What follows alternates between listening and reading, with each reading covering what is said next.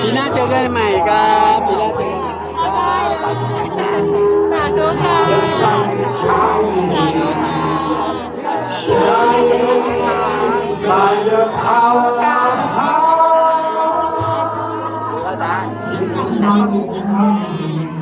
แล้วเจอกัน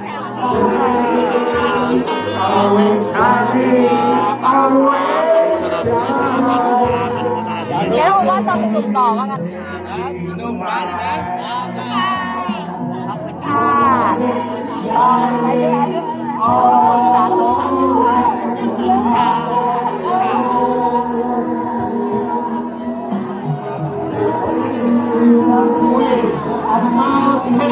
ขอบคุณมากนะคะ